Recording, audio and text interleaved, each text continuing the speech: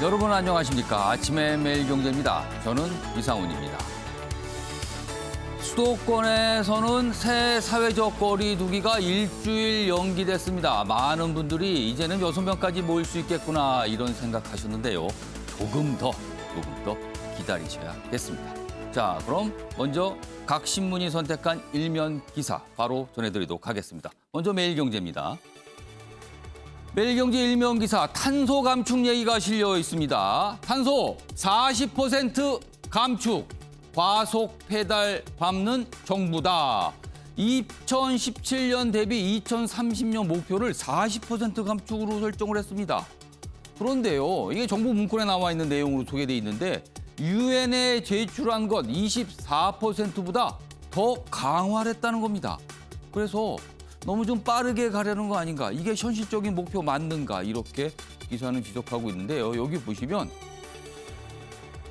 태양광 설비 서울 면적의 2배, 그리고 풍력 설치 30배 속도 내야 가능한 목표치라고 합니다. 전력 수급 불안정해질 우려가 있다. 이런 지적도 담고 있습니다. 다음은 동아일보 보겠습니다. 수도권 확진자 급증입니다. 원래는 오늘부터 사회적 거리 두기 새로운 지침이 적용되거든요. 좀 더 완화되는 건데 그렇지 않게 됐습니다. 5인 금지 일주일이 연장이 됐다는 겁니다. 델타 변이 확산 속에 신규 확진이 크게 늘고 있습니다. 오늘부터 적용하던 완화 조치가 미뤄졌고요. 식당 밤 10시 제한 7일까지 유지가 됩니다. 수도권 얘기입니다. 전문가들은요. 정부 거리두기 완화가 이거 성급했다 이런 지적, 좀 뒤늦은 지적이기도 합니다. 나오고 있습니다. 이번엔 경향신문 보겠습니다. 사진을 좀 봐주세요. 굉장히 깁니다. 그리고 사진 이 맨 사진 위쪽에 끝에 보면 선별진료소가 자리하고 있습니다. 코로나 검사를 받기 위해서 이렇게 길게 줄을 쓴 겁니다. 다시 길어진 줄이다. 코로나19 신규 확진자 숫자가 어제 800명에 육박한 그 상황이죠. 그래서 지금 다들 위기를 느끼면서 이렇게 검사하는 분들도 늘어났다는 사진입니다. 마지막으로 중앙일보 확인해 보겠습니다. 기사가 이쪽 끝에 있습니다. 역시 코로나인데요. 북한과 관련이 있습니다. 김정은 북한 국무위원장의 발언이 소개가 됐습니다. 방역 중대 사건이 벌어졌다. 자, 그럼 이 얘기요. 일단 중대 사건, 뭐가 일이 터졌다는 거죠. 근데 방역과 관련된다고 합니다. 자, 지금 방역과 관련된 거는 코로나19밖에 없습니다. 그렇다면 북한 코로나에 뚫렸나? 지금까지 북한은 코로나 확진자 환자 없다 그랬잖아요. 그런데 뭔가 벌어진 게 아닌가 이런 추정을 낳고 있습니다. 자, 지금까지 일명기사 짚어봤고요. 오늘도 뉴스의 의미를 풍부하고 깊숙하게 읽어주실 네 분을 자리에 모셨습니다. 한 분씩 소개해드리겠습니다. 먼저 화면 가장 맨 왼쪽에 윤영걸 전 매경닷컴 대표님 나와 계시고요. 그 옆에는 현근택 전 민주당 상근 부대변인 자리에 하셨습니다. 그리고 세 번째 자리에는 김재섭 전 국민의힘 비상대책위원 나오셨고요. 마지막으로 박창한 장하대 교수 자리하고 계십니다. 안녕하세요.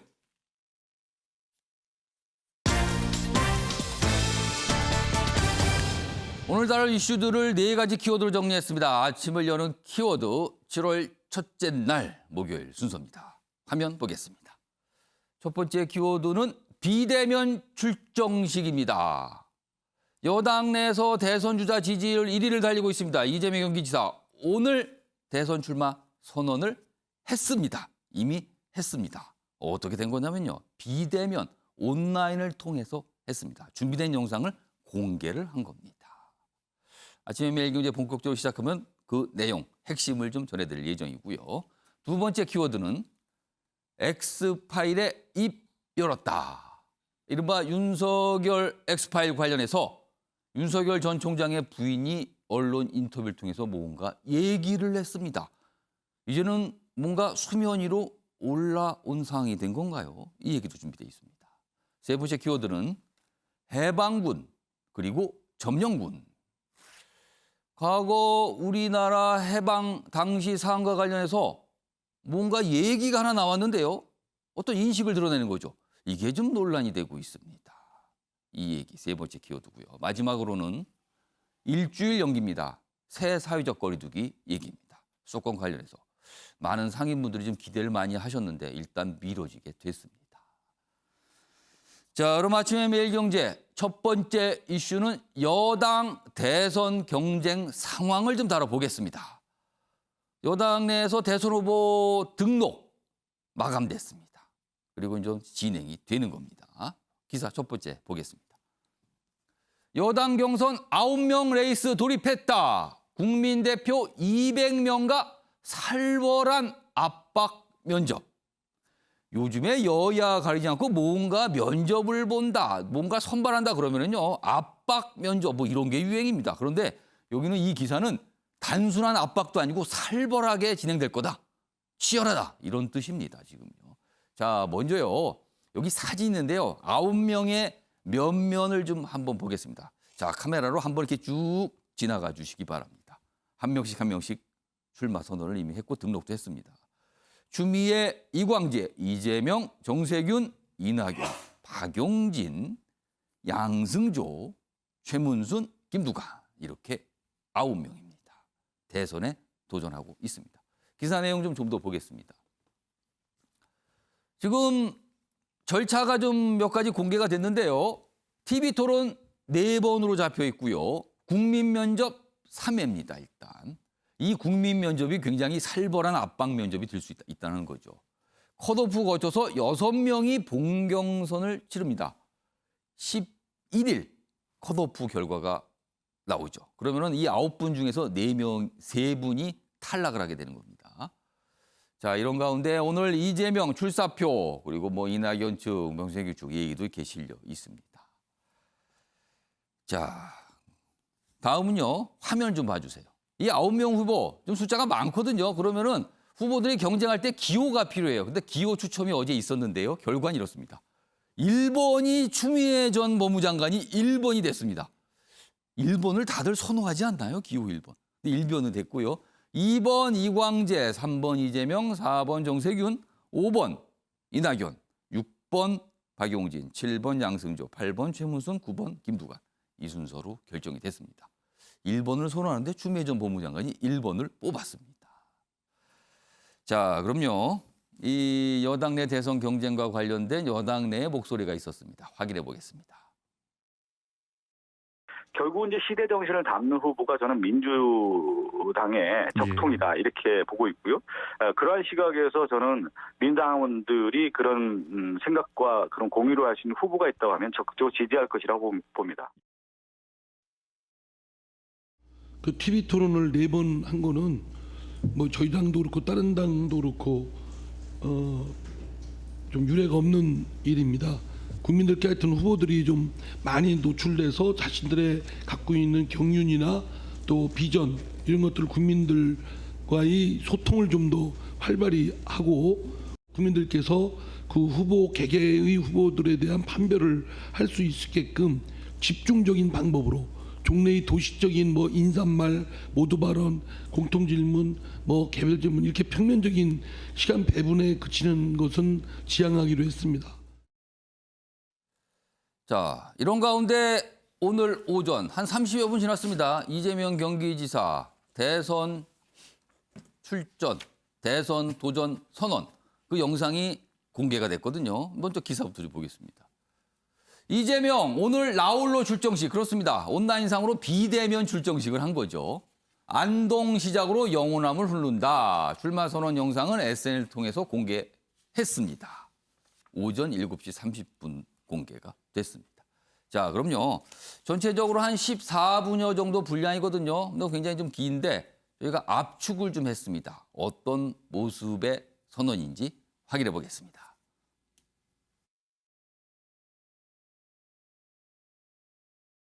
존경하는 국민 여러분, 사랑하는 더불어민주당 당원 동지 여러분, 대한민국은 민주공화국이다.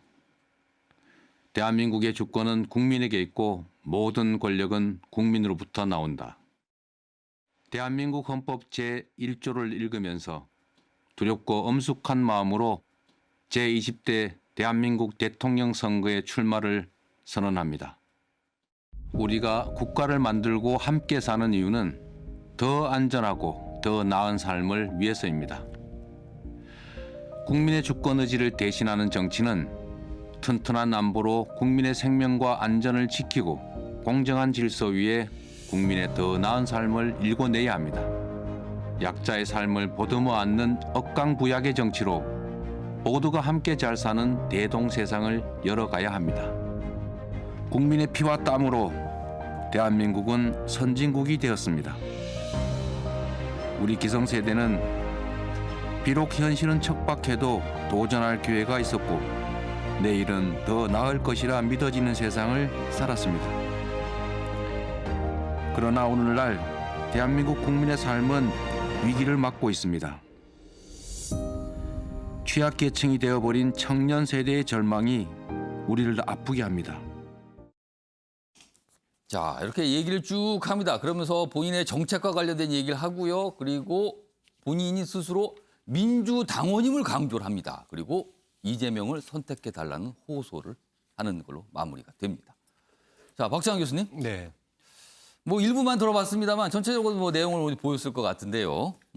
어떻게 들으셨습니까? 일단은 지난번 대선 때 예.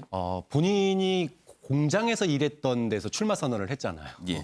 그때와는 좀 많이 진짜 5년 동안에 많이 변했다 이런 느낌을 받았어요.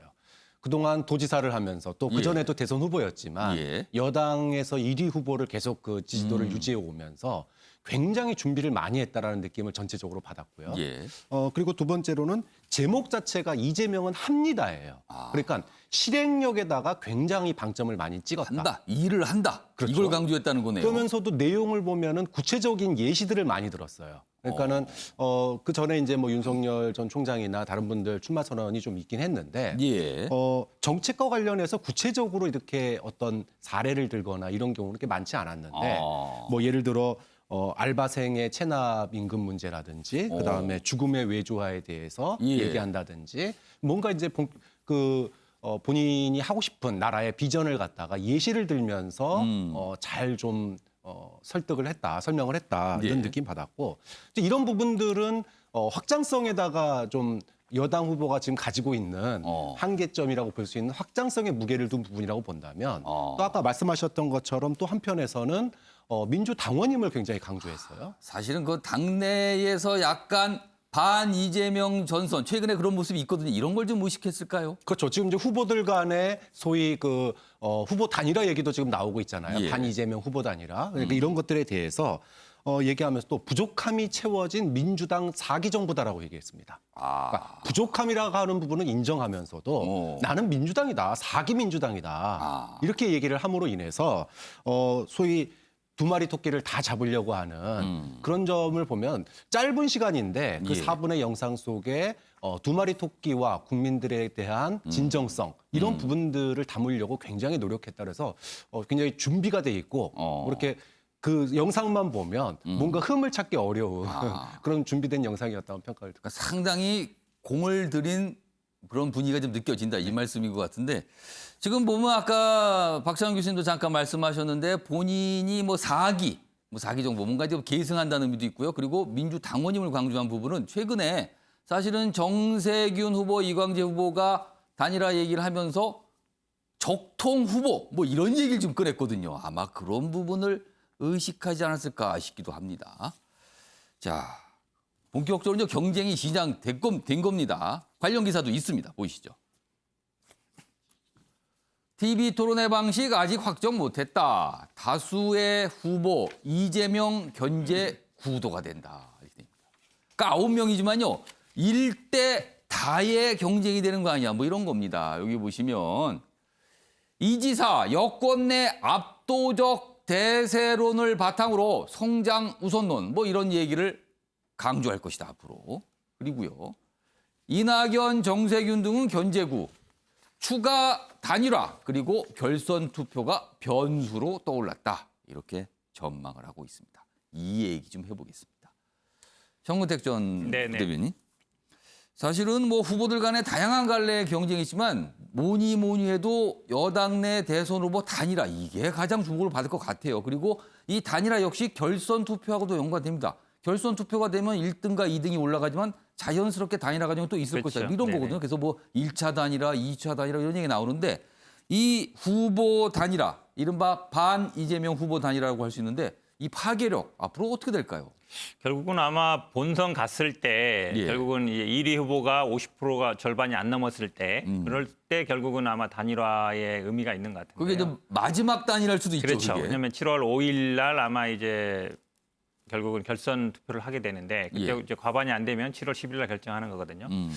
근데 이제 이 단일화라는 게 결국은 아마 지금 이광재 후보라든지 아니면 정세균 후보 같은 경우는 아마 뭐 7월 5일까지 한다고 했기 때문에 예. 뭐 예비 경선 전에 할 것 같긴 한데요. 근데 단일화 얘기 나올 때마다 항상 나오는 게 이제 명분이 있느냐, 뭘 위해서 하느냐 이게 중요하거든요. 예를 들어서 그냥 쉽게 말하는 말로 정치공학적으로 그냥 그러니까 지지율이 좀 안 되니까 어쨌든 1위 후보를 넘어오기 위해서 그냥 단일화하는 것 같은 경우에는 별로 감동이 없을 거예요. 그러니까 결국은 무엇을 명분으로 하느냐, 정치공학적인 단순한 단일화가 아니라 그 부분이 가장 중요할 것 같은데 예. 지금 근데 흘러가는 구도는 보면 지난번 경선 반대했던 분들 결국은 두 분하고 거기에 이제 이낙연 후보까지 같이 할 수 있다는 얘기인데 예. 요 세 분이 사실은 어찌 보면 경선 연기를 해야 된다라고 같이 했었던 거거든요. 근데 경선 연기를 같이 한다는 거는 사실은 그 어떤 뭐 정책이라든지 비전이라든지 이거랑 관계된 건 아니에요. 그러니까 유불리에 대한 계산이었기 때문에 그러니까 경선 연기파들이 단일화 주장을 하는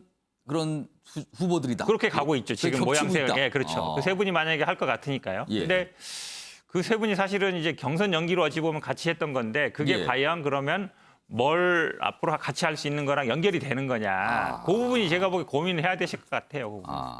그러니까 예를 들면 이거 단일화 할 때 보면은 단순히 그냥 물리적으로만 합하는 거냐 아니면 진짜 화학적 결합을 해서 진정한 단일화가 되는 거냐 항상 이 얘기 나오거든요. 그러니까 두 번째 화학적 단일화 맞습니까? 라고 지금 정근택 전 부대변인께서 질문을 하신 거예요. 자, 김재섭 전 비대위원 남의 당 얘기긴 하지만요. 이 단일화 여당 대선 경쟁 상황에서 이 단일화의 파괴력 어떻게 보십니까? 저는 그 이 단일화 관련돼서는 예. 우리가 경선 연기 과정에서 어느 정도 전초전을 봤다고 생각을 합니다. 사실 여기 홍준택 대표님 말씀하신 대로 예. 이 경선 연기가 그 이유가 우리가 들어보면 사실 그렇게 납득되는 이유는 아니었거든요. 뭐 흥행이라든지 예. 뭐 여러 가지 이유를 댔는데 사실 그 경선 연기에 대한 상당한 사유를 납득하기가 굉장히 어려웠다는 점을 비춰봤을 때 사실 이건 어떤 정치공학적으로 그 경선 연기를 하자는 그룹들이 이렇게 단일화 비슷하게 예. 형성이 되었었거든요. 그것이 지금 앞으로 이 대선 경선 과정에서도 비슷한 양상을 보일 거라고 생각하는 이유가요. 예. 사실 지금 그 이재명 지사를 제외한 나머지 대선 후보군들이 내는 메시지를 보면 사실 어떤 자신의 정책적 비전들을 분명하게 제시하기보다는 예. 이재명 지사가 내놓은 정책 비전에 대해서 반대하는 입장, 그러니까 이 비전에 대해서 문제점을 지적하는 방식들로 자신들의 메시지를 많이 내고 있거든요.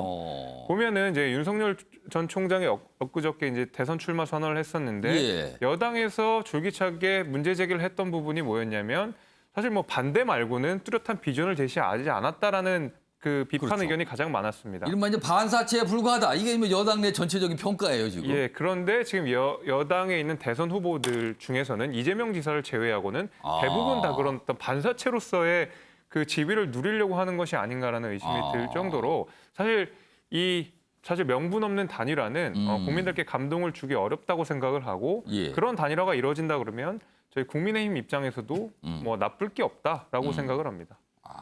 경쟁 정당 입장에서는 뭐 그런 단일화 별 주목도 못 걸고 그럴 테니까 뭐 경쟁 입장에서는 나쁘지 않다. 뭐 이런 평가까지 곁들여 주셨어요. 자, 지금 뭐 여당 대선 경쟁 상황에서 여당 내부의 상황이에요. 그런데요, 야당도 지금 뭔가를 지켜보고 있죠. 그러면서 1위, 지지율 1위를 달리고 있는 이재명 경기지사를 겨냥을 하고 있는 듯합니다. 자, 이와 관련해서 야당 내에서 나오는 목소리 영상으로 확인해 보겠습니다.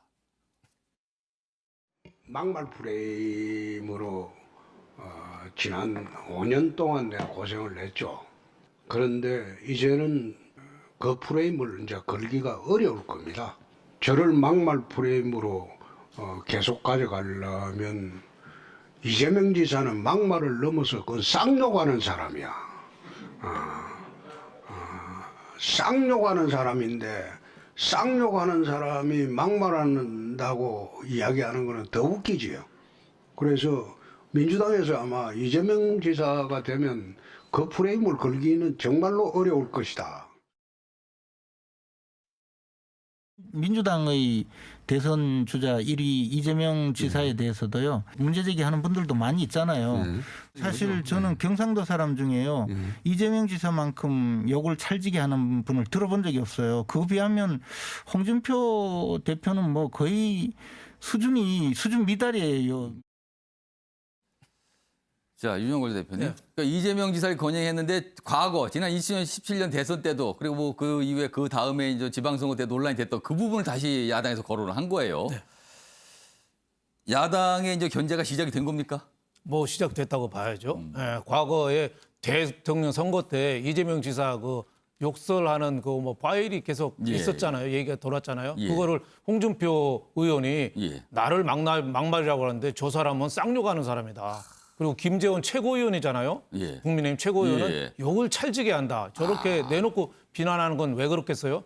오늘 이재명 지사가 예. 대선 참여 선언을 하는데 국민의힘 입장에서는 누가 제일 두렵겠어요? 아, 다른 사람은 저는 두려워할 것 같지 않아요. 예. 네. 이낙연 후보 당 대표로서 사실 재보선 실패한 책임이 있거든요.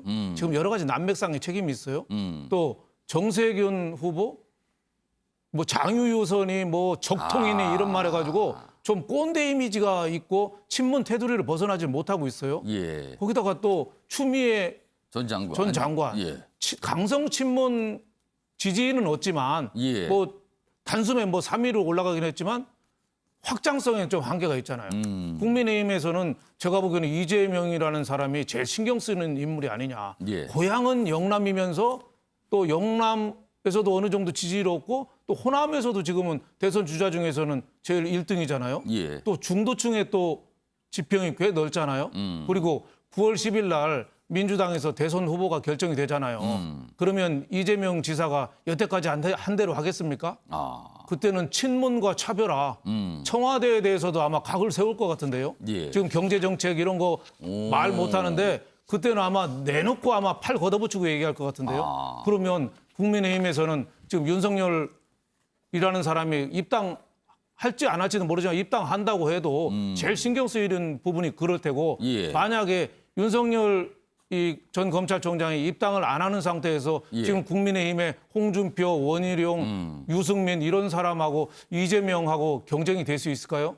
저는 굉장히 어렵다고 봐요. 예. 그래서 윤석열 엑스파일 얘기하는데 예. 진짜 원조 엑스파일은 저 이재명이다. 저렇게 자꾸 이 디스를 하는 게 예. 뭐 저런 뜻에서 그런 거 아니냐. 저는 이렇게 생각해서 대통령 선거전이 지금부터 시작됐다 이렇게 봅니다. 네. 박찬호 교수님, 요 관련돼서 추가 질문 드릴게요. 근데 이재명 경기지사 관련해서 거론된 부분은 과거의 이제 행적이잖아요. 그리고 이미 한번 다 부각이 됐었어요. 그리고 당시에도 뭐 사과한 적도 있었고. 이걸 지금 다시 꺼내면 정치적으로 어떤 뭐 한마디로 말해서 통할까? 야당 입장에서 통할까? 뭐 이런 지적도 있는데 그건 어떻게 전망하세요? 저는 그게 크게 통할 것 같지가 않아요. 뭔가 이렇게 새로운 프레임, 그러니까 야당 인사가 아니잖아요. 새롭게 뉴페이스가 아니란 말이죠. 예. 지난 대선 과정에서도 검증이 있었고 도지사라고 하는 행정을 통해서도 검증이 있었습니다. 그리고 심지어는 대법원에까지 가가지고 예. 검증이 있었단 말이에요. 이렇게 본다면 이재명 지사가 했던 정책 그리고 이재명 지사가 밝히는 비전, 뭐 여권 내에서 기본소득 가지고도 논란이 있긴 하지만 조금 더 그런 이야기를 가지고 예. 이야기를 하는 게 국민들에게는 오히려 더 현실적이지 않느냐. 이미 국민들에게 입증을 많이 받고 국민의 예. 판단까지 받은 사람입니다. 그런 사람에 대해서 막말 예전에 이미 한번 지나간 얘기를 가지고 계속 얘기하는 거는 오히려 저거 그냥 이재명 견제하려고 하는구나. 이렇게 감동 없는 그냥 말뿐인 비판 이렇게밖에 들리지 않을 것 같아요. 예, 정구택 제가 정부대변인. 보기에는요, 홍준표 의원이 저 얘기하는 거는 최근에 어쨌든 입당을 했잖아요. 예. 복당을 해서 이제 윤석열 총장이 본인의 경쟁 상대란 말이에요. 그러면서 계속 윤석열 총장 보고 뭐라고 하려고 하니까 이제 이준석 대표나 다른 분들이 뭐라고 하잖아요. 그런 얘기 하지 말아라. 근데 저 얘기는 제가 보기에는 지금 당장은 이재명 후보를 염두에 둔 게 아니고 예. 나 앞으로 윤석열 총장 계속 까겠다 이 말 하는 거예요. 나 앞으로 윤석열 총장한테 계속 하는 얘기 막지 말아라. 저쪽 상대도 있는데 왜 내가 말 못하게 하냐. 나는 내 스타일대로 계속 가겠다. 내 입을 막지 말아라. 뭔가 나는 얘기할 거다. 나는 윤석열 총장 가만 못 두겠다. 그걸 가지고 막말이라고 하지 말라. 뭐 이런 그렇죠. 얘기예요. 약간 그런 거를 약간 선전포고하는 의미 아닐까요? 제가 보기엔 그렇게 더 지금 사실은 당내 경쟁이 더 치열하거든요. 예. 당내에서 어쨌든 윤석열 총장을 본인이 꺾어야 그다음 후보가 되는 거기 때문에 그걸 염두에 둔 발언 같습니다. 제가. 정구택 전 부대변인께서 이걸 윤석열 전 총장하고 연결을 졌어요. 지금 그 홍준표 이 의원의 얘기를. 또 이재명 경기지사. 뭐 정치적으로는 호불호가 갈린다 이런 평가 받습니다. 그리고 과거 행적에 대해서 여론이 좀 거부감을 갖고 계신 분이 있다. 또 반대쪽에서는 이미 그런 평가 다 받았다. 지금 나오는 지지율은 그런 평가까지 다 반영된 것이다. 뭐 또 이런 얘기가 또 맞서고 있는 상황입니다.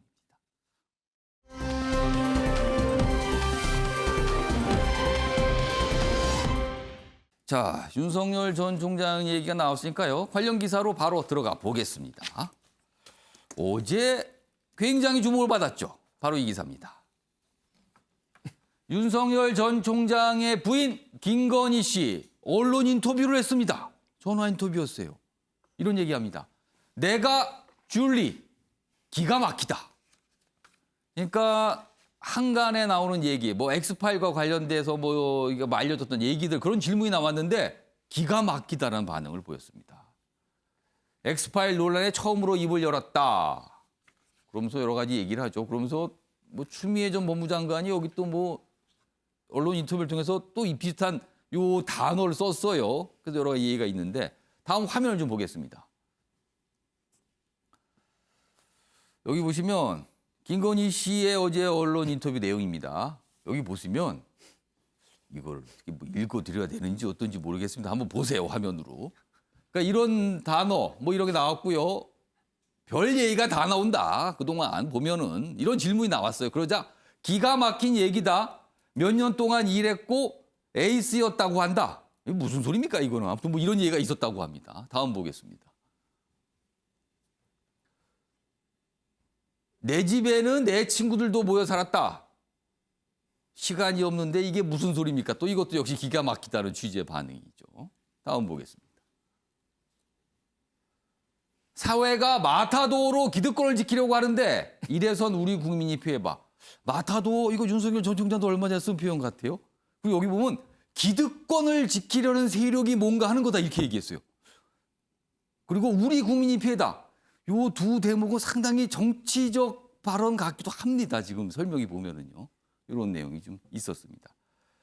자, 이런 가운데 어제 여당 내에서 윤석열 전 총장을 향한 뭔가 목소리가 있었어요. 그 모습도 확인해 보겠습니다. 혹시 줄리라는 인물 들어보셨습니까? 시원 장관님은? 들어봤죠. 네. 2천만 원밖에 없던 검사가 어떻게 60억 이상 막대한 재산을 공개하느냐. 부인의 재산이라고 한다면 예. 그 부인의 소득 팔자에 대해서 증명을 해야 되는데 그걸 볼 수가 없다. 공개적으로 묻겠다라고 했어요. 예. 네. 그래서 그게 경제 공동체라고 이미 그 윤석열 대선 후보께서 이미 그 검사 시절에 그렇게 밝힌 바가 있기 때문에 조국 전 장관에 대해서 또 박근혜 최순실 게이트 수사하는 특별 검사로서 그렇게 말을 한 것이 있기 때문에 뭐 본인도 역시 경제 공동체의 입장에서 제대로 밝혀야 되겠죠. 그 윤석열 전 총장의 부인이 운영하던 회사가 윤석열 총장이 이제 그 서울중앙지검장이 되고 하는 그 과정에서 갑자기 협찬사가 많이 늘어났던 부분. 이 부분은 가족의 문제가 아니라 윤석열 전 총장의 뇌물죄로도 연결될 수 있는 뇌물죄요. 네. 자, 이렇게 여당의 공세라고 할 수 있죠. 이 공세 속에서 윤석열 전 총장의 부인이 언론 인터뷰를 통해서 뭔가 얘기를 한 겁니다. 정근택 전 부대변인. 자, 인터뷰에 응했습니다. 그러면 그동안에 뭐 엑스파일 관련해서 여러 가지 얘기가 있었는데 이제 수면 위로 떠오르는 겁니까? 이걸 어떻게 좀 봐야 될까요? 제가 보기엔 잘 이해가 안 가요. 왜냐하면 이제 선거는 프레임 전쟁이라 그러잖아요. 예. 우리가 뭐 미국의 유명한 코끼리는 생각하지 마 이런 책이 예. 있잖아요. 그 책을 코끼리가 이제 공화당을 얘기하는 건데 아무리 코끼리 생각하지 말라 그래도 코끼리가 떠오른단 말이죠. 근데 지금 두 단어, 줄리라는 단어, 그다음에 뭐 동거라는 단어, 그 단어를 과연 누가 꺼낼까 모든 분들이 궁금했단 말이죠. 사람들이 저도 마찬가지로 방송에 나와서 하면 안 되는 얘기인데 어쨌든 뭔가 있습니다. 뭐 이렇게만 두리뭉실하게 얘기했지.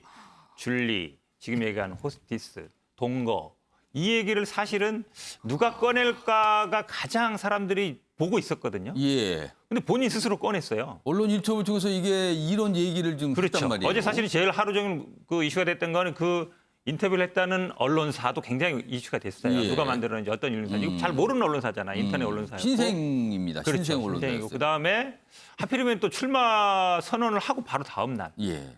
이게 왜냐면 공개가 거의- 됐단 말이에요. 아, 그렇죠. 예를 들어서 이게 막 누가 공격을 해 들어온 다음에 방어 차원에서 한 게 아니고 스스로 했는데 남편은 전날 기자회견을 출마 선언을 하고 부인이 해명을 한다는데 아무도 사실은 그동안 꺼내지 못했던 말을 스스로 꺼냈다. 이거는 제가 보기엔 프레임이나 선거 구도 짜는 데서 완전히 실패다. 그러니까 정무적인 감각으로 보면 제로다라고 생각해요. 왜냐하면 그러면 결국은 아니다 그랬지만 그럼 맞냐 아니냐 가지고 계속 논쟁할 수밖에 없거든요. 예. 근데 용어는 다 나왔습니다 이제. 앞으로 더 나오겠죠 계속.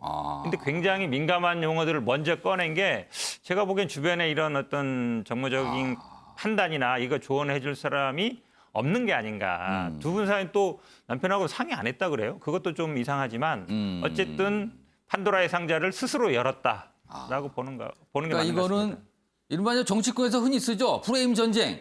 어떤 정치적인 판단. 이런 측면에서 보면 좀 문제가 있는 거 아니냐. 송구택 전 부대변인이 그렇게 지적을 좀 하셨습니다. 윤영걸 전 대표께서는 어떻게 들으셨습니까? 저는 뭐 대응은 잘했다고 봐요. 예, 계속 지금 송영길 대표가 엑스파일 차곡차곡 쌓고 있다고 얘기했잖아요. 예. 또 추미애 전 장관도 언론 인터뷰에서 뭐 줄리라는 말 들어봤다고 질문을 또 받으니까 뭐 들어봤다 얘기했잖아요. 이렇게 또 얘기를 뭐가 해요. 굉장히 있는 것처럼 얘기했잖아요. 뭐 공동 재산이 저렇게 많이 늘어난 거는 뭐 부부 재산 공동체니까 뇌물이다까지 이렇게 얘기했는데 그걸 가만히 있으면은 기정사실화가 되잖아요. 엑스파일이 지금 핵심이 그거잖아요. 윤석열 전 총장 본인 거, 장모 거, 또 부인 거 세 예. 개잖아요. 그중에 핵심의 여러 가지 중에서 부인 게 나오는데 뭔가는 좀 해명을 해야 되지 않겠습니까? 지금 엑스파일 자꾸 있다고 나오지. 엊그저께는 또 송영길 대표가 문자를 또 그 윤석열 그 뭐 여러 가지 뒷얘기가 문자 5개 중에서 3개가 그 휴대폰에 캡처돼서 나왔어요. 그게 잘못해서 노출된 걸까요? 예? 윤석열 뭐 옛날에 과거 비리니 뭐 여러 가지 그 문자가 예. 일부러 카메라 송영길 뒤에 항상 있어요. 그거 일부러 노출한 거죠. 근데 거기에 가만히 있으면 어떡합니까? 해명을 하지 않을 수 없는 기정사실화가 되잖아요. 기정사실화. 예. 오래 되는데 저는 해명한 건 잘했다고 봐요. 다만 이제 조금 아직 조금 서툴르다 그러나요? 예, 윤석열 총장이 기자회견할 때 도리도리 많이 하는 거랑 좀 비슷하게 이것도 도리도리 비슷한 거다. 예. 좀 시간을 좀 두고 예. 좀 차분하게 대응하고 또 매체 선정도 조금 신중하게 해야 됐었는데 좀 옛날에 또 여러 가지 연루된 그런 매체하고 또 윤 총장 기자회견 한 다음 날 바로 우리 뭐 현 변호사님 말대로 바로 하니까 저게 뭔가 좀 잘 짜여진 각본 같은데 뭔가 좀 어설픈 듯한 그런 느낌? 뭐 이런 게 드는데 저는 뭐 대응한 건 잘했다고 보고 앞으로도 뭐 윤 총장도 얘기했듯이 적극적으로 대응하고 또 법적으로 호소할 거 있으면 호소하고 이렇게 그때그때 해결을 해나가야 된다 이렇게 생각이 돼요. 이게 지금 여권에서 계속 엑스파일이니 문자 여러 가지 공개하고 추미애 장관이 공격하는데 저는 이렇게 섣부르게 공격하는 것도 이 백신 놔주는 거랑 생각이 들어요. 예, 오히려 저렇게 공격하는 건 저는 성공하지 못한다고 봐요. 있는 거 아는 거를 다 털어놓고 예. 빨리 하든가 아니면 뭐가 있다더라 뭐 자꾸 문자로 이렇게 돌려서 얘기하는 거 예. 저는 우리 국민들이 그 정도 수준은 저 용납 안 한다고 보고 하지만은 윤석열 검찰총장 측도 대응할 때 좀 더 좀 신중해야지 지금은 벽시 같다는 생각이 들어요. 정리해야지 쌀이 되잖아요. 예. 뭔가 좀 서투르다는 생각이 좀 듭니다. 네. 자, 상황이 어제 이렇게 전개가 됐거든요. 그리고 다음 기사는 윤석열 전 총장의 반응을 좀 다루고 있습니다. 윤 엑스파일에 내가 의뢰를 한다고 수사하겠나?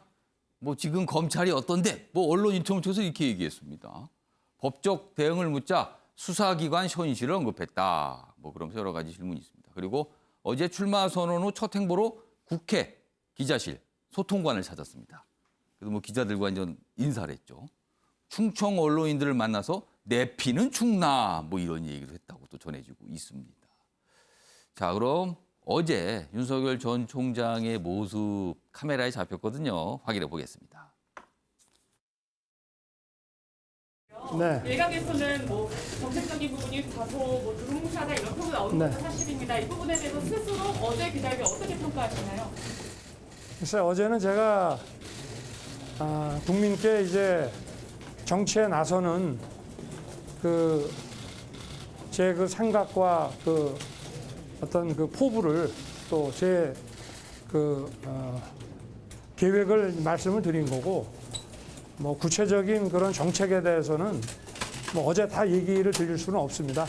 국민들께 뭐 불편하지 않고 또 그런 많은 문제점들을 잘 해결할 수 있는 그런 정책을 이제 내놓겠습니다. 전 법무부 장관이 라디오에서요. 네네. 네, 경제 공동체인 부인의 작은 출처 경로 발표한다는 취지로 말씀을 했는데요. 이에 대해서는 좀 어떤 입장을 갖고 계신가요? 글쎄 뭐 특별한 입장은 없습니다. 네. 사모님께서 직접 네. 하셨던데 그거는 좀 보셨는데 어떻게 보셨는지 여쭤보고 싶습니다. 글쎄 뭐 무슨 말씀을 하시는 거죠? 네. 국영희 여사께서 네. 인성 인터뷰를 하셨던데 네. 그거는 좀 보셨는지 아니면 딱히 뭐 어떻게 생각을 하셨는지. 제가 아침에 일찍 행사 나오느라고 한번 챙겨 보겠습니다. 무슨 일이? 예, 저 모습은 어제 오전 상황이고요. 그리고 이제 시간이 지났죠. 그리고 어제 오후에 뭐 언론 인터뷰가 추가적으로 좀 있었습니다. 다음 화면이 그 내용입니다. 어제 오후에 전 인터뷰가 있었는데요. 처가와 악연이 있는 사람들이 어떤 진영과 손을 잡고 한 8, 9년을 계속 공격. 정치 진영에 악용되기도. 여기 보면 계속 뭐 이런 식이었다. 그리고 어떤 진영 얘기를 했어요. 그러니까 이게 뭔가 의도가 있는 거다. 뭐 이렇게 해석이 됩니다. 이 얘기 좀 해보겠습니다. 김재섭 전 비대위원. 상황이 계속 이런 어떤 공격, 뭐 방어, 뭐 이게 반복이 된다면 앞으로 윤석열 전 총장 계속 어떤 자리가 있을 때마다 해명해야 되는 상황으로 가는 겁니까? 이거 어떻게 됩니까, 그럼? 해명을 해야 되는 거는 해명을 해야 되겠죠. 왜냐하면 이제 대선 후보라고 하는 것이 그리고 대선 과정이라고 하는 것이 결국에는 이제 본인의 정책적 비전을 이야기하는 것과 더불어서 본인에게 제기되는 의혹에 대해서 적극적으로 해명하는 건 역시 대선 이 과정 중에서 반드시 필요한 절차이기 때문에 저는 뭐 대선 후보를 자임하는 이상 본인에게 향하는 여러 가지 의혹에 대해서는 철저하게 밝힐 필요가 있다고 생각을 하고요. 윤석열 총장 스스로도 뭐라 그랬냐면 무제한 검증을 받아야 된다라고 이야기를 했습니다. 예. 그리고 그 기자와의 대화 중에서도 또 어떤 일이 있었냐면 기자들이 계속 질문을 이어가니까 이제 진행자가 행사를 진행했던 사람이 이제 질문을 좀 그만합시다라고 이야기를 했는데 윤석열 총장이 질문 더 받자고 오히려 본인이 더 기자들과 대화를 하려고 하는 의지들을 보여줬거든요.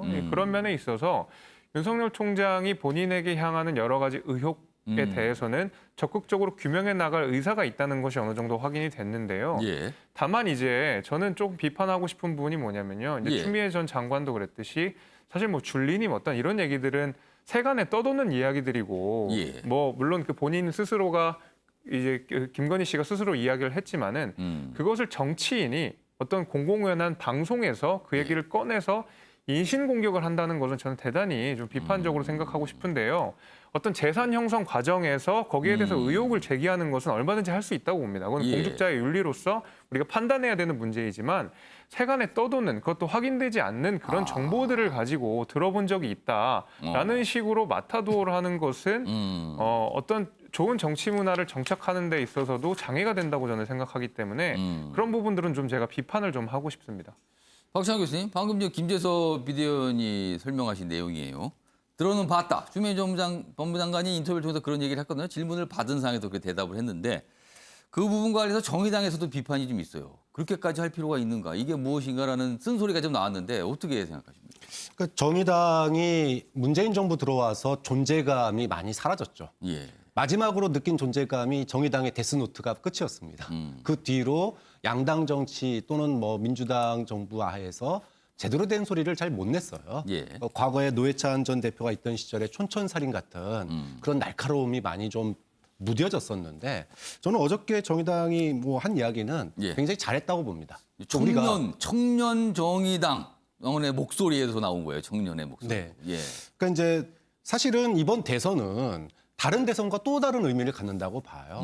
박근혜 정권에 경악했고 문재인 정권에 실망했고 코로나에 위축돼 있는 국민들에게 희망과 미래를 대안을 제시해야 되는 대선입니다. 예. 물론 의혹은 검증해야 됩니다. 하지만 그 의혹 중에 예. 차마 입에 담을 수 없는 내용들은 있는 거예요. 우리가 그래서 저는 뭐 그 정의당이 그런 얘기를 한 거라고 저는 생각해요. 그러니까 뭐 그 단어를 들었어도 저는 추미애 장관이 이렇게 얘기했으면 어떨까 싶어요.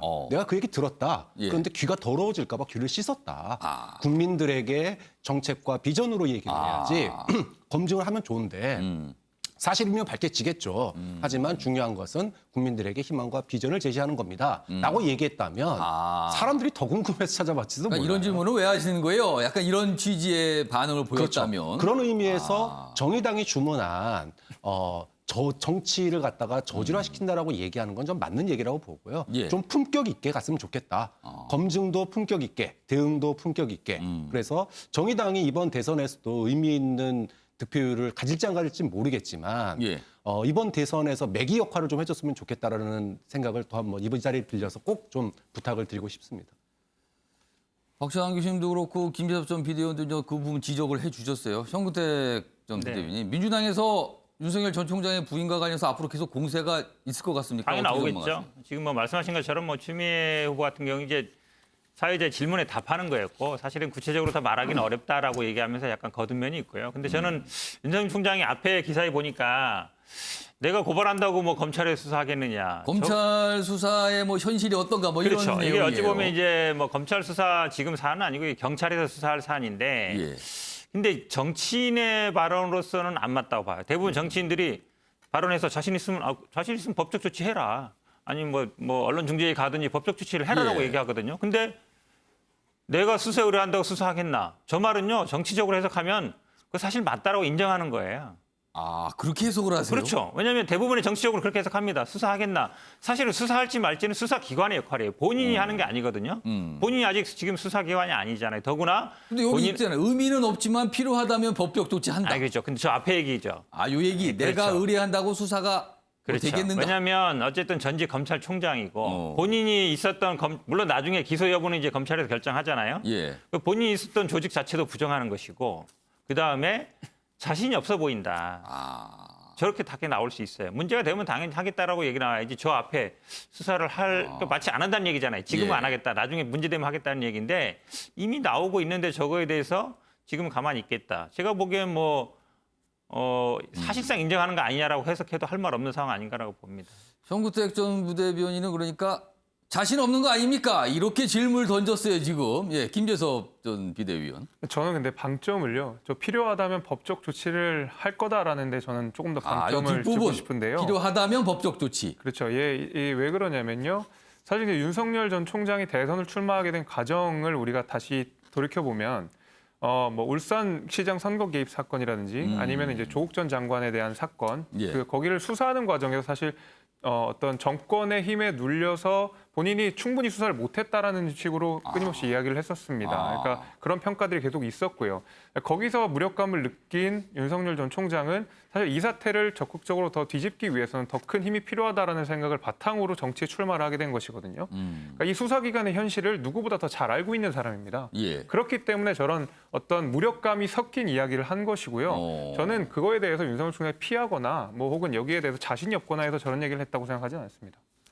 기다려보면 압니다. 뭐 어떤 과연 대응, 조치, 뭐 법적 조치가 들어갈지 어떨지. 예, 현근택 잠깐 얘기하면요. 부대변인.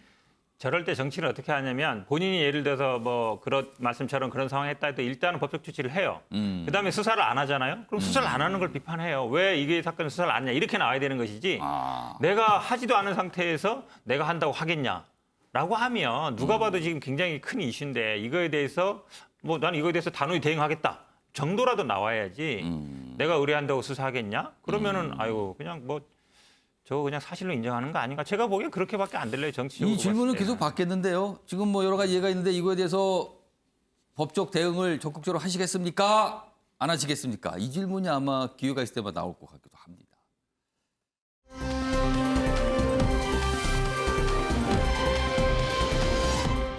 자, 다음 주제로 넘어가 보겠습니다.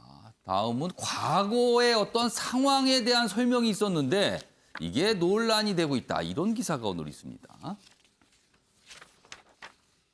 소련군은 해방군, 미군은 점령군, 김원웅 광복회장, 고교생용 영상에서 이런 얘기를 했다는데 이게 논란이 되고 있다는 겁니다.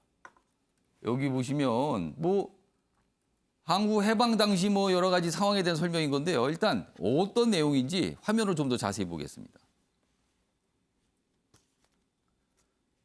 해방 이후 북한엔 소련군이 들어와 조선 해방 만세 포고문을 붙였지만 미군은 남한을 점령하며 우리는 점령군이라고 포고를 했다. 그래서 이게 해방군, 점령군 뭐 이런 표현이 나오는 거예요. 뭐 이런 취지의 설명을 했다라고 지금 알려지면서 영상을 통해서 했다면서 이게 논란이 되고 있습니다. 기사 다시 보겠습니다. 이렇게 논란이 되자 여기 좀 설명이 있었어요. 광복회 측입니다. 김원웅 회장이 역사적 기록을 직접 보고 공부하면서 알게 된 사실을 학생들에게 전달한 것이다.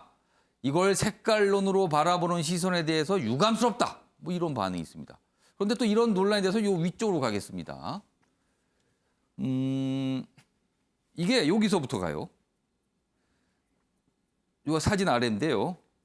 이런 거에 대해서 또 지적을 하는 목소리인데 소련군이 이런 성남 민심, 그러니까 여기저기 뭐 소련군이 와서 좀 문제를 일으켰다는 거죠. 그래서 이런 성남 민심을 수습하기 했던 위로 갑니다. 이 포고령 내용을 앞뒤 자르고 말하는 것이다. 오히려 미군 정화에선 소련과 같은 피해가 없었다. 뭐 이렇게 또 지적하는 목소리. 뭔가 좀 맞서고 있죠 또. 아무튼 논란이 되고 있습니다. 이 얘기 좀 해보겠습니다. 해방군, 점령군. 윤정권 대표님 이거 어떻게 보셨습니까? 전 광복회라는 단체가 애국자들 모인 단체 아니에요. 애국자들 후손들, 가족들, 뭐 본인도 한 단체인데 저기 회장이 김원웅이라는 분이 그동안에도 계속 좀 발언이 많이 좀 오바해서 많이 했거든요. 근데 이번 말은 이건 너무 좀 지나친 거 아닌가 싶어요. 네, 소련군은 해방군이고 미군은 점령군이다. 그게 말이 됩니까? 우리 역사에서 다 배웠잖아요. 소련군이 와서 얼마나 약탈 많이 하고 학살 많이 하고 그랬어요. 미군이 오히려 우리 그 민주화에 또 산업화에 얼마나 많은 공을 세웠어요. 근데 일부분은 갖고 포고문 일부분 짜집게 해가지고 저렇게 소련군은 해방군이고 미군은 점령군이다. 그거를 또 고교생들한테 영상으로 찍어서 저렇게 보낸다. 저는 뭐 말이 안 된다고 봅니다. 그때 뭐 공용어다, 뭐 영어가 공용어다 그랬는데 그때 뭐 영어가 공용어였으면은 통역이 왜 필요했겠어요? 그리고 또 포고문 자체가 그때 뭐 아무래도 미군이 진주했으니까 좀 거칠 수도 있겠지만 일부 문장을 갖고서 저렇게 소련은 해방군이고 뭐 미군은 점령군이다. 저런 건 아주 지나치다고 봐요. 우리가 그 당시에 그래도 미군이 와서 남쪽이라도 우리가 그 국가를 만들었기 때문에 오늘날 그 미국 한미 안보 방위 조약 뭐 이런 걸 근거로 해서 지금 북한 핵보다 더 무서운 게 우리나라 따지면 지금 반도체, IT, 배터리, 바이오 아니겠어요? 그거가 어떻게 보면 나라가 지켜주는 거죠. 대만, 중국이 함부로 공격 못하는 게 왜 그렇겠어요? 대만에 TSMC 반도체에 있어서 함부로 공격 못하는 거잖아요. 그럴 정도로 이 자랑스러운 역사를 저렇게 왜곡해서 저런 분들이 광복회 회장을 맡는다는 거 참 정말 개탄을 금할 수가 없습니다. 박찬하 교수님, 뭐 이런 논란이 불거지고 지적이 나오자 이제 광복회 측은 아니 이건 기록을 직접 보고 하는 말이다. 그리고 이거 색깔론으로 보지 말아달라. 또 이렇게 또 설명이 있었습니다. 이 상황 어떻게 보셨어요? 저는 광복회를 굉장히 존경합니다. 존중합니다. 왜냐하면 우리나라의 독립을 위해서 순국하신 분들의 후손이기 때문에 그렇습니다. 그런 거를 전면에 내세운 거죠. 그렇죠. 지금요. 자, 그런데 지금 김원웅 회장의 이 말은요. 굉장히 편협하다고 생각해요. 고등학생을 대상으로 우리 미래 세대 아닙니까? 예. 미래 세대는 폭넓은 시각을 가져야 돼요. 편협해서는 안 됩니다. 자, 독립군의 후손이면 독립군의 후손답게 우리나라의 분할 진주를 한 소련군과 미군의 말을 들을 게 아니라 우리 입장에서 해석을 해야죠. 그게 우리 어떤 민족, 의미였는가? 우리 국가 입장에서 그들이 해방군인가 독립군인가를 얘기해야지 소련군에는 스스로를 갖다가 해방군이라고 썼는데 미군은 점령군이라고 썼다. 맞죠? 그 말은 맞습니다. 그런데 그걸 그대로 얘기하면 앞뒤 맥락 다 자른 거잖아요. 그때 무슨 일이 있었는지를 얘기를 해야죠. 우리 민족 입장에서 예. 해방군이라고 그랬는데 정말 해방군 맞았느냐? 점령군이라고 그랬는데 정말 점령군 맞았느냐? 우리 민족 입장에서 얘기를 해야 돼요. 근데 그 민족 입장은 쏙 빠지고 예. 포고문에 써진 걸 가지고 여봐 소련은 해방군이잖아. 미군은 점령군이라고 썼어. 이게 무슨 의미가 있는 겁니까? 두 번째. 예. 당시에 미군과 소련이 우리 민족에게 무슨 일을 했는지에 대해서 독립을 염원했던 독립 유공자들의 후손의 입장에서 얘기를 해야 돼요. 비판적으로 얘기할 수 있습니다. 소련은 김일성을 갖다가 앞잡이로 내세웠다. 예. 뭐 미군은 이승만을 갖다가 앞잡이로 내세웠다. 이렇게 얘기할 수 있어요. 그러면서 우리 민족의 자존을 지키기 위해서 발전을 위해서 우리가 외세에 의존하지 말고 이런 얘기를 하면 되는데 우리의 관점에서 하면 그렇게 얘기할 수 있는데 그렇죠. 우리 관점에서 얘기할 수 있어요. 그런데 왜 그들의 포고문, 그들의 말, 냉전 시대의 양강에 명분이 들어가 있는 그 말을 보고 판단하느냐. 예. 이거야말로 특히나 이거는 토론 과정에서 나올 수도 있겠지만 고등학생 교육용 영상에서는 예. 매우 부적절하고 교육의 기본이 안 돼 있다. 좀 그런 점에서 내용이 문제가 아니라 저거는 정말로 그 독립회가 광복회가 광복회. 왜 예. 존재하는지 그 선조들로부터 무엇을 배웠는지에 대한 기본적인 질문을 던져야 된다고 봅니다. 두 분 패널께서 좀 각도는 약간 다르지만 좀 문제가 있다 이거는. 이건 좀 고민해 볼 문제다. 지점들이 보인다. 이런 지적을 좀 해 주셨습니다.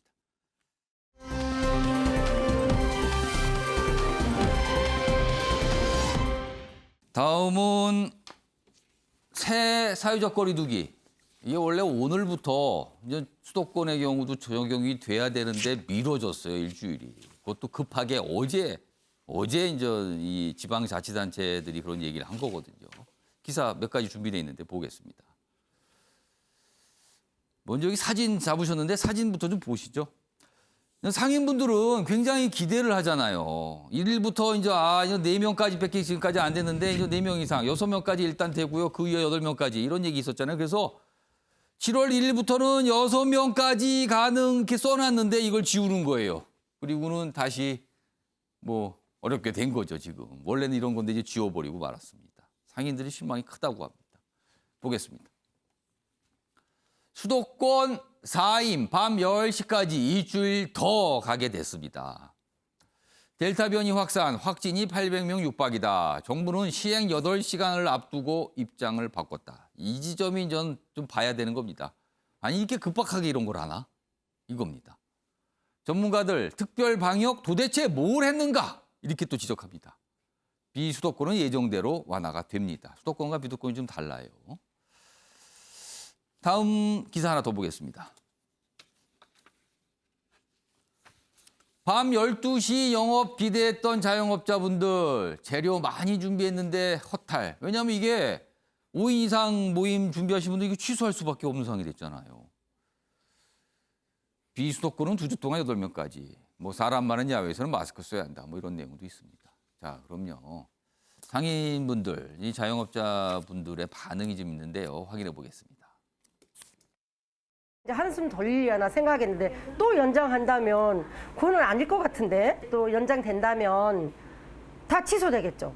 힘들 정도가 아니라니까요. 백신 맞고 하니까 기다려 있었는데 자꾸 이렇게 하면은 이제는 우리는 더 이상 할 수가 없는 건데 이제는. 그러니까 누구한테 하소연해봐야 소용없는 거고. 그 청소나 뭐나 다 하고 이렇게 준비를 했는데 또 날벼락 같은 얘기를 또 이렇게 또 일주일 또 연장을 한다 하니 이건 참 코로나도 코로나지만 이게 소상공인들 이렇게 너무 힘들게 하는. 그러니까요. 예고나 그렇게 강하게 하질 말던지 뭐 이런 겁니다, 지금요. 관련 기사 있습니다. 부메랑된 방역 완화 신호, 수도권만 일주 유예, 효과는 과연 어떨까 의문이다. 뭐 이런 얘기인데요. 여기 보면은 이 기사는 정부의 그동안 움직임을 강하게 비판하고 있습니다. 정부 열 올린 개편 홍보가 시민들에겐 방역 끝 신호로 여겨질 수 있었다. 전문가들 수도권 연장 놓고 지역의 풍선 효과 등 미봉책이다. 그리고 어제 상황을 보면요. 당국은 어제 오전까지만 해도 새 방안 고수한다. 이런 입장이었어요. 근데 지자체 차원에서 일주 연기 발표하자 오후 들어서 긴급 변경. 그러니까 이 중앙정부의 모양새가 참 한마디로 말해서 구겨진 겁니다. 지금요. 상황이 이렇게 됐습니다. 자, 그럼요. 이와 관련된 영상 준비했는데요. 확인해 보겠습니다. 새로운 거리두기 체계는 일상 회복과 방역의 균형점을 좀 더 나아가게 하는 우리 사회 모두의 성과이자 진전입니다. 내일부터는 새로운 사회적 거리두기 체계 개편안이 전국적으로 시행될 예정입니다. 어제까지도 저렇게 얘기가 나왔습니다. 그러나 서울, 경기, 인천, 수도권 지방자치단체에서 이거 안 됩니다, 안 됩니다. 이거 일주일 연기해야 됩니다. 이런 얘기가 나왔고요. 정부가 뒤늦게 인전 알겠습니다. 이렇게 된 겁니다. 김재섭 전 비대위원, 좀 상황이 이상하게 됐습니다. 저는 어제 이 정부의 대응을 보고 몹시 좀 화가 많이 났습니다. 이렇게 정부가 섣부르게 이런 식으로 국민들한테 혼란을 줘도 되는 것인가라고 저는 좀 강하게 비판을 하고 싶은데요. 배경은 그런 것 같습니다. 이제 그 1분기에 우리가 이 백신 접종률이 좀 초과로 달성이 좀 빠르게 돼가지고 늘고 있죠, 지금 접종률이. 예, 그래서 좀 자신감이 붙었던 것 같은데요. 사실 지금 어제만 확진자가 많았던 것이 아니라 7월 1일부터 개편이 된다고 이야기한 그 순간부터 꾸준하게 확진자가 늘어오는 양상들을 보여왔습니다. 그럼에도 불구하고 정부는 7월 1일 날 개편하겠다라고 계속 국민들한테 신호를 주었습니다. 그러다가 갑자기 어저께 몇 시간 전에 그냥 급작스럽게 통보를 하게 되니까 자영업자들 입장에서는 진짜 힘든 것이죠. 사실 우리가 비단 이번뿐만이 아니라 좀 시간을 좀 되돌려 보면 정부의 방역 방침 때문에 그냥 갑자기 거의 몇 주, 4주, 6주 이렇게 그냥 영업 정지를 당했던 그 자영업자들이 있거든요. 근데 이분들에 대해서도 우리가 세심한 케어를 안 해주고 그냥 버팀목 자금 2차, 3차 우리가 재난지원금을 통해서 일부만 보전을 해주고 사실 거의 방치 상태로 냅뒀단 말입니다. 그리고 나서 이렇게 또 혼란을 또 주고 나서는 최근에 또 한 가지 같이 비판하고 싶은 부분은 지금 우리 아까 조금 영상에도 봤지만 소상공인들이 제일 힘든 상황인데 이분들에 대한 어떤 깊이 있는 그리고 심층적인 보상을 하지 않고 소급 적용이 싹 빠진 상태에서의 손실보상 제도를 정부 여당이 그냥 통과를 시켜버렸단 말이죠. 그러니까 이들은 거의 방치 상태. 그러니까 손실보상이 빠진 소급 적용이 빠진 손실보상은 사실 큰 의미가 없다는 것이 소상공인들의 꾸준한 의견이었음에도 불구하고 사실 그걸 묵살을 해버린 상태에서 이런 식으로 소상공인을 한 번 더 죽인다는 것은 저는 지금 정부 방침에 대단히 큰 문제가 있고 이것은 우리 그 소상공인들께 당연히 후에 보상을 해드려야 되고 사죄를 구해야 되는 문제다라고 저는 생각합니다. 현근택 전 부대변인. 사실 어제 지자체가 먼저 결정을 하고 정부가 따라간 셈이 됐어요. 그리고 사실은 확진자 느는 분위기는 계속 그동안 있었거든요. 조심고 지적도 많았었는데 그렇다면 정부가 사실은 백신 접종률 높아가는 점도 있지만 얼마 전에 정부가 올해 경제 성장률을 4.2%로 대폭 높여 잡았거든요. 뭔가 내수 살리기, 경제 쪽에 방점을 좀 둬야 된다. 이런 게 좀 마음이 급했던 걸까요? 일단은 제가 보기에 아마 이게 백신도 지금 접종률이 올라가고 있고 그리고 어쨌든 방역 조치를 좀 완화해야 된다 이런 여론이 있는 거 분명히 맞는 것 같아요. 근데 지금 지적하신 것처럼 이제 절차적인 면에 있어서 하루 전까지도 그냥 한다고 했는데 어제 오전까지도 간다고 얘기를 했어요. 그렇죠. 그런데 지자체자들이 만약에 우리는 안 되겠다. 이게 늘어나니까 안 되겠다. 특히 이제 지금 확진자 늘어난 것도 있지만 델타 변이가 많이 늘어나고 있기 때문에 걱정이다 해서 한 건데 그럼 이게 소통이 안 되고 있다는 거거든요. 중앙정부와 지자체 간에. 기본적으로 이제 방역이라는 건 정부에서 책임지는 거지만 지자체가 같이 가야 되잖아요. 그러면 오전에는 발표하고 오후에는 지자체에서 안 된다고 하니까 다시 변경한다 그러면 기본적으로 의사소통 과정에 좀 문제가 있다라고 생각 안 할 수가 없고 저도 지금 말씀하신 것처럼 사실은 만약에 소급 적용이 안 되면요. 이 코로나에 대한 건 손실보상 안 해준다는 얘기예요. 앞으로 거만 해준다는 얘기잖아요. 그럼 무슨 의미가 있어요? 지금까지 손해가 이렇게 많은데. 근데 여당에서 통과시켰잖아요. 그러니까 저는 사실은 이 소급적용이라는 얘기, 소급이라는 말도 좀 저는 엎여 있다고 보는데 이 코로나에 대해서 해주느냐 안 주느냐 중요한 거잖아요. 근데 앞으로는 해주고 지난 거는 안 해준다. 그러면 사실 이 법 만드는 걸 왜 만들어야 되느냐. 당연히 이 얘기 나올 수밖에 없는 거라서 이 두 가지 부분 지적은 제가 보기에 아마 뼈아프게 들어야 된다 보고 있습니다. 제가 한마디만 덧붙이면은 예, 윤용걸 대표님. 지금 정부의 난맥상이잖아요. 7월 1일부터 완화한다고 안 하고 왔다 갔다 예. 하잖아요. 그 책임을 지금 다 누가 지고 있죠? 자영업 소상공인 사장님분들이 제일 고생하는 사람한테 다 직접적인 책임지고 타격이죠. 있어요. 정부는 예. 몰라라예요. 그 책임을 어떻게 할 거예요? 예를 들면 이태원에서 그 가수 강원래 씨 예. 매출 줄은 게 2억 5천인데 보상 170만 원 받았대요.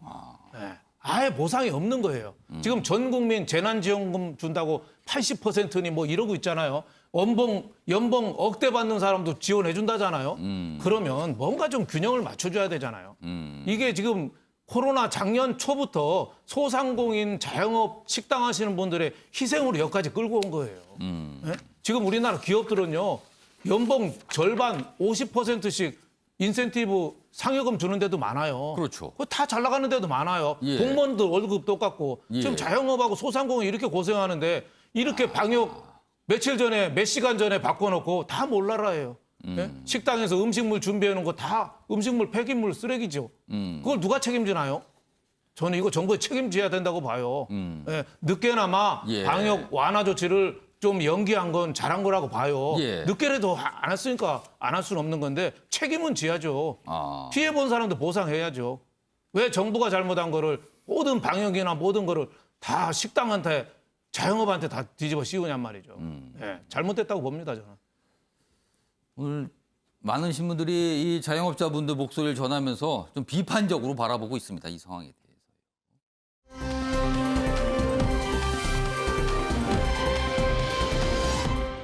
역시 코로나19와 관련돼 있는데요. 북한 상황입니다. 북한에서 뭔가가 벌어진 걸까요? 아직 정확히 알 수는 없습니다. 기사 보겠습니다. 북한 코로나에 뚫렸나? 김정은 위원장 방역 관련 중대 사건 발생했다고 얘기를 해요. 그리고 무슨 문책 뭐 이런 얘기가 나왔습니다. 자, 그럼요. 이와 관련된 북한 매체 보도가 있었는데요. 확인해 보겠습니다. 보건 위기에 대비한 국가 비상방역전의 장애 중요 결정 집행을 태공함으로써 국가와 인민의 안전에 커다란 위기를 조성하는 중대 사건을 발생시킨 데 대하여서 뭔가 지시했는데 뭐가 정했는데 제대로 지키지 않아서 중대 사건이 발생했다. 근데 방역과 관련된 거다죠. 그럼 뭐겠습니까 이게? 그래서 언론들은 혹시 코로나 뭐가 많이 벌어진 거 아닌가? 뭐 이렇게 좀 추정을 하고 있는 겁니다. 기사 하나 더 보겠습니다. 북한 리병철 낙마일까? 당 중앙군사위 부위원장. 굉장히 비중 있는 자리죠. 김정은 방역 태만 간부 교체다. 뭔가 이게 교체가 되고 있는데 이게 진짜 뭔가 코로나 관련해서 큰 일이 벌어져서 그런 건가?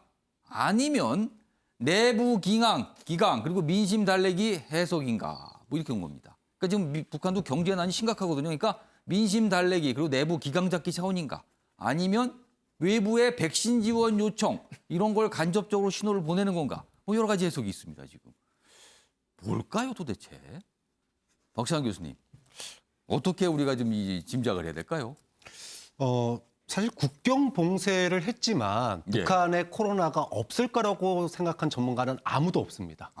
국경 봉쇄 효과가 없다는 거죠. 근데 이제 그러면 갑자기 그런 코로나가 확산됐냐? 그렇게 본다면 대규모 확산이라면은 사실 뭐 한 사람 자른다고 그래가지고 그 확산이 멈춰지는 게 아니잖아요. 그 대응책 마련하기도 아마 급할 텐데 되게 상징성 있는 중앙군사위 부위원장만 이제 낙마를 시켰거든요.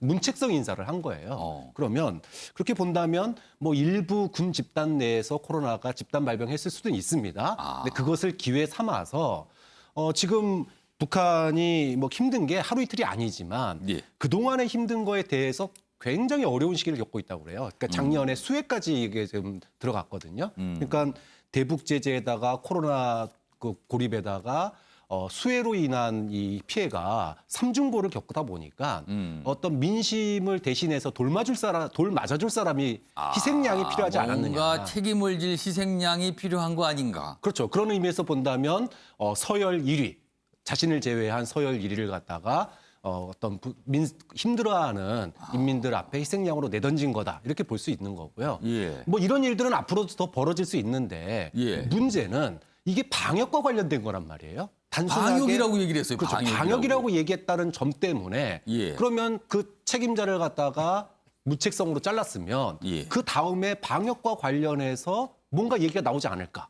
예를 들면 백신을 갖다가 북한에 수급해달라기 위해서 미국이나 또는 우리나라와 약간 소위 대화가 될 가능성 이런 부분들이 있지 않을까. 이런 점들은 앞으로 북한의 변화에서 굉장히 중요하게 좀 봐야 될 포인트가 될 것 같습니다. 모릅니다. 뭐 우리 정보 당국이 분석을 좀 하고 있겠죠. 이런 얘기가 나왔으니까요. 좀 기다려 보겠습니다. 시간이 지나면 이런 게 또 알려지기도 하더군요. 다음은 마지막 주제가 되겠는데요. 보겠습니다. 원전 사건 기소. 김호수 검찰총장, 백윤규 전 산업부 장관은 배임 교사 혐의. 요거는 뺐다. 그러니까 여기 보면 직권으로 수사심의위원회에 넘겼어요. 그리고 백윤규, 최이봉 직권 남용만 적용이 됐다는 거죠. 자, 이걸 두고 여기 좀 해석이 있는데요. 청와대 책임 논피하려 백윤규 배임 교사 적용 안 했나. 일단 수사심의위원회에서 뭔가 판정을 좀 해야 되는 상황이니까 뭔가 시간이 좀 걸리는 거죠. 날 수도 있고 안 날 수도 있고 이런 상황입니다. 김재섭 전 비대위원, 이 상황은 어떻게 이해하고 계세요? 뭐 제가 이제 김호수 총장의 본심을 헤아릴 수는 없겠지만은 결국에 이제 본심을 알기 어려울 때는 이제 상황으로서 우리가 판단을 해야 되는데요. 사실 수사팀 같은 경우에 좀 강하게 기소를 하려고 했었습니다. 검찰 같은 경우에는 정부를 배임죄로 기소를 한 건데요. 왜냐하면 이제 배임이라고 하면 이 재산상의 손실이 있고 그것을 통해 이익을 받는 제3자가 있는데 그 제3자를 정부로 지목을 한 것입니다. 검찰이. 그렇기 때문에 이 배임을 걸게 됐을 때 검찰의 수사 라인이 청와대를 향한다는 것 때문에 사실 이게 연결이 더 된다는 거죠. 그렇죠. 그래서 그 전에 이 김호수 총장이 있기 전에 조남관 권한대행도 사실 이거에 대해서 약간 유야무야한 태도를 보였습니다. 그러다가 이제 김호수 총장에게 이제 사건이 넘어간 것인데 김호수 총장이 여기서 대응을 하는 것이 이제 수사심의위로 사실 자기가 약간 발을 좀 빼는 모습을 보여줬단 말이에요. 이런 걸 보면서 이것이 지금 결국에는 청와대를 향한 수사가 부담된다는 것이 아니냐라는 그런 의심을 받을 수밖에 없다는 것이죠. 저는 그렇게 지금 저는 보고 있습니다. 그러니까 이게 뭐 여러 가지 왜 그럴까 이런 분석들이 나오고 있는데 전체적으로 뭐 약간 이런 분위기 기사들이 오늘 좀 있습니다. 자, 아침의 매일경제 오늘 여기서 마무리하겠습니다. 시청해 주신 여러분 고맙습니다.